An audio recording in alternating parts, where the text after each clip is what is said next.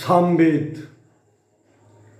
প্রথম অধ্যায় আগ্নেয়কাণ্ড অগ্নিস্তুতি ষষ্ঠ খণ্ড। এখানে মন্ত্র সংখ্যা ৮টি লিপিবদ্ধ আছে। দেবতা অগ্নি, ব্রহ্মনিষ্পতি, যূপকাষ্ঠ, ছন্দ বৃহতি,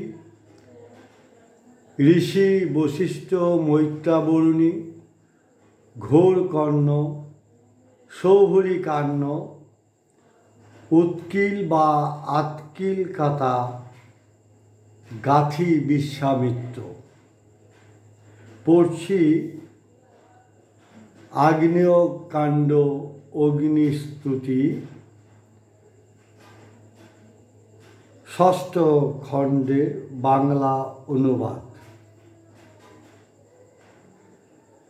দ্রবিণদাদেব অগ্নিদেব তোমাদের পূর্ণ ভক্তি কামনা করেন, তাকে প্রীত করো, ভক্তিরসে সিক্ত করো, তিনি তোমাদের ভার বহন করবেন। বেদ পালক ব্রাহ্মণ স্পতি অগ্নিদেব আসুন, প্রিয় সত্য বাগদেবী আসুন, বীর্যপ্রদ নরহিতকর সর্বার্থক ধনযুক্ত যজ্ঞকে দেবগণ আমাদের কাছে আনুন। সবিতদেব যেমন ঊর্ধ্বে থেকে আমাদের রক্ষা করেন, তেমনি তুমি উন্নত থেকে আমাদের রক্ষক হও, অন্ন বলদাতা হও। তোমাকে বিদ্বান ঋত্বিকদের সহায়তায় আহ্বান জানাচ্ছি। হে আশ্রয়দাতা, যে মানুষ ধনের ইচ্ছা করে, যে তোমার উদ্দেশ্যে দ্রব্য নিবেদন করে, হে অগ্নি, সে নিজে বীর ঈশ্বর পূজারী ও বহুজনের পালক হয়। তোমাদের জন্য বহু মানুষের, বহু দেবকাম মানুষের আরাধ্যা মহান অগ্নিকে স্তবগাথায় আরাধনা করি, যাকে অন্যেরাও স্তব করে থাকেন।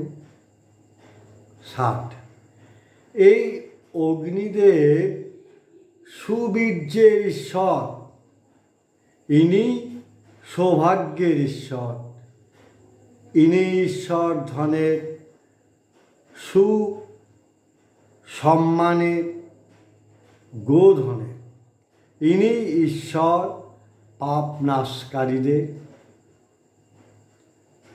তুমি হে অগ্নি গৃহপতি, তুমি হোতা আমাদের যজ্ঞে, তুমি শুদ্ধিকারক, বিশ্ববরেণ্য, মহামনা, তুমি যাগ করো আর বরণীয়কে প্রাপ্ত হও।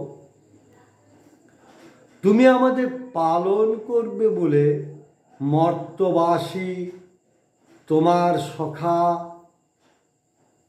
আমরা তোমায় বরণ করি। তুমি বাড়ি রক্ষক, সুন্দর, বহুর মুক্তিদাতা, সর্বজয়ী, অপ্রতিহত কাল। তোমাকে প্রণাম করি।